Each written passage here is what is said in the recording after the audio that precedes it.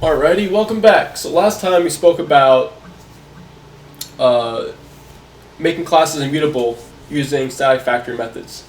And today I want to take a step back and talk about inheritance and polymorphism again, but in a more concrete and better example, like more in depth.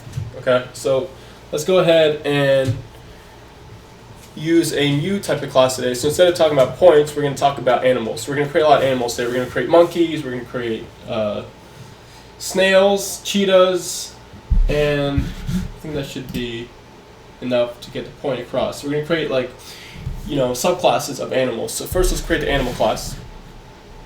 Okay, so let's create an animal class. And the animal class is going to have one attribute. It's going to have an animal's position, right? So it's going to be called position. This is going to be how many spaces an animal moves. I'm not going to use a unit like miles per hour or I don't know, inches per hour, whatever. Like you're not going to use any units to specify how much to use. Instead, we're going to use just pretend it's space. Pretend it's a video game, right? And you have like a zoo in our video game, and every time they move a space. So their position moves by one, right? So, in other words, the position attribute is how many spaces the animal moves. Okay, so let's create another method here, and we're gonna say we're gonna call it move. So every time we call this function, they're gonna move by one. So we're gonna say position plus plus. So they move by one. Okay, we're going to have a getter to get their position. Okay, and we're going to make this final because we don't want any subclass to modify this function. So we want subclasses to modify this function. We want them to be able to modify how much they move by. So the default is move by one, but for example, a cheetah is going to move a lot faster than a snail, and a monkey is also going to move faster than a snail, but not as much as a cheetah. So a cheetah will be the fastest animal. A snail will be the slowest, and a monkey will be the second. They'll be in the middle. It'll be like a monkey in the middle, right? So the monkey is in the middle in terms of speed, and the cheetah is the fastest, and the snail is the slowest. So we want to be able to modify how fast they move, how many positions they move, how many spaces they move, right? So we can modify this function, but this function will not be modifiable, so we make it final. So just as we can make a class final so that no subclass can extend it, we can make a function final so that no subclass can override it, right? So let's go ahead and just create another class here, and we'll start with the monkey. Monkey in the middle, and let's move this to the right, and let's extend animal. So as you can see here, we can actually override move, right? Instead of doing super.move, which is gonna just move it by one, we can say position plus equals 10, right? We're gonna move it by 10, okay? And then we can't override position, get position. So we can't override get position because it's final, like I just said, right? We just want to override move, okay? Let's create another animal, all right? So we're creating three animals, like I said. We're creating a snail, a monkey, and a cheetah, right? So let's go ahead and copy this and then just create a new name. So what I just did was it's a little too fast here, sorry. I did Command C, and now I'm doing Command V on top of the package. So now I'm creating a new name, and someone just called me. Whoops, can't talk right now, because I am I'm in the middle of a video. Alright, LOL. Alright, so create a cheetah. And now instead of moving by 10, let's move by like 50, right? It's so much faster. And finally, let's create a snail and move by, I don't know, snails move really slow. It's going to be a default of 1, so it's going to be plus plus. Just that's snail's pretty slow, right? So the default is 1, so really you don't have to override anything, right? So we're just going to say, does not even have to override move because it will just move by 1. And the default is 1. So we actually don't even have to override the function move because, like I just said, the default moves by 1, and its nil is going to move by 1. So actually, believe it or not, this nil attribute, so this nil class doesn't have to override anything. It just does nothing. All it does is extend animal, and it automatically moves by 1, right? That's pretty cool, right? So back to our test class. Let's create a animal, okay? A equals new animal, and let's do a.move, right?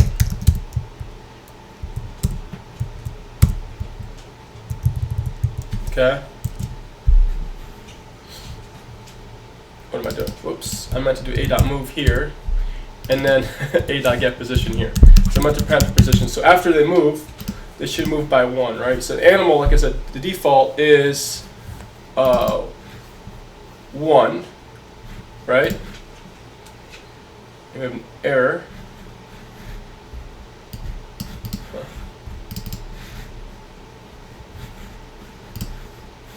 This is a bug IntelliJ. It's saying there's an error, but actually still ran because it doesn't really.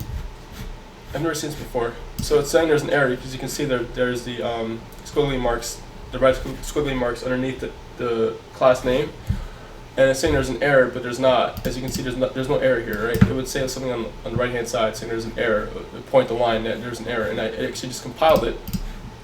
And it worked. So there's actually no error. So that's kind of weird, but. Anyways, the point is, we just did a.move, so we moved the animal 1 position, because again, an animal only moves 1 position, and we printed out the position, we got 1, right? But if you say instead of an animal, we create a monkey, and we do a.move, and now we print out a.get position. So basically, I shouldn't have deleted those, I should have kept those lines and just modified line 8. But either way, we create a new monkey. So now instead of printing out 1 here, it should print out 10. So here we go. Now it prints out 10. Also, the error is gone, so it looks like it was just a little behind. It's just a little slow.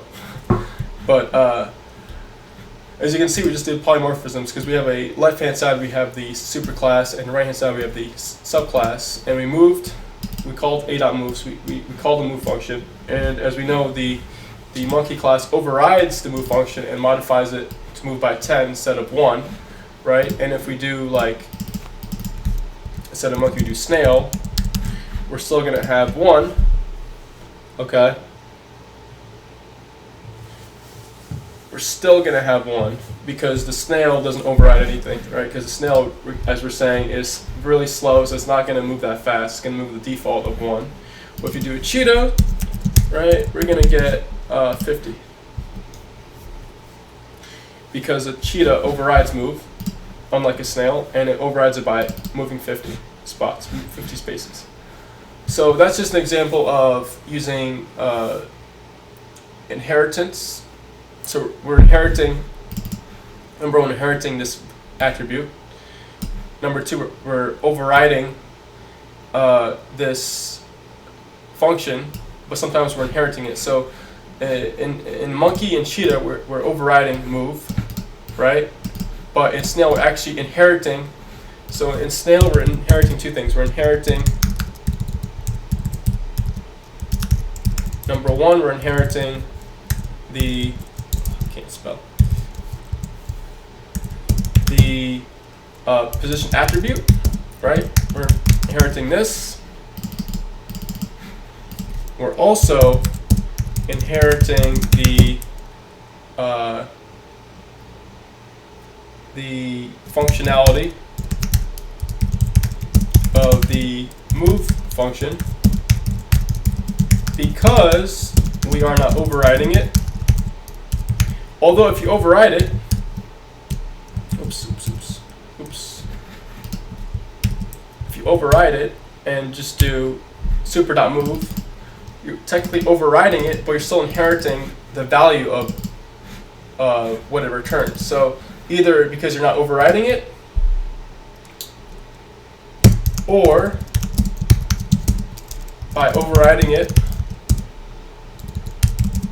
Can't spell, like I said, whatever. I'm just gonna copy and paste.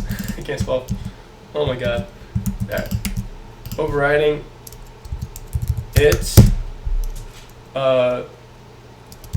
and just using super. So again, super is a nice way of taking whatever the superclass has, just like we did it in the constructor for a point. Remember, we did super, and that automatically inherited the values of x and y. Right. So using super is super useful. Or in this case, we don't even have to actually do that, because either specifying you're inheriting it is only done to show that you're actually using this function. Because if someone reads this code and they say, okay, public class snail extends animal, and they don't see anything done, they're like, okay, they actually have to go into animal and see what's actually happening in animal, and say, okay, the animal actually has two functions, and we're actually inheriting move, right? We're inheriting what it does, all the functionality of this class, of this function. We're also inheriting this attribute, so we're inheriting two things in snail, while in cheetah, we're only inheriting the attribute position, because it's protected, but we're not inheriting whatever move does. We are inheriting also get position, also in snail. So because this function is final, you can't actually modify it, but you're actually inheriting the functionality of this function. Whatever it returns, you will return in, for example, when you actually call get position, right? For a cheetah, you're actually inheriting what is returned in a superclass animal. It's returning a position. For example, we return 10 here, right? So now instead of printing out 50, it's going to print out 10 because it's inheriting whatever this class returns. So inheritance is really cool because it saves you a lot of time, and the key thing is there's a lot of reusable components, right? We're using this function each time, so we always want to return position. We're using this the state of this variable, so we don't have to specify our own position variable. We can just reuse whatever is part of animal. So basically what we're saying is a cheetah is an animal. So we're saying, this is inheritance, we're saying a cheetah is a animal.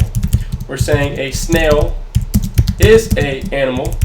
And we're saying a monkey is a animal. So we're saying that these are animals, right? All three of these objects are animals, so that we can inherit the traits of an animal because we are an animal. That's basically what inheritance is, right? And polymorphism is specifying that at compile time we are an animal, but at runtime we're a cheetah, or we are a snail, or we are a monkey, right? So that's where polymorphism comes in. So we dynamically change our objects type at runtime. It's pretty cool. It's pretty powerful. So that basically sums up inheritance and polymorphism.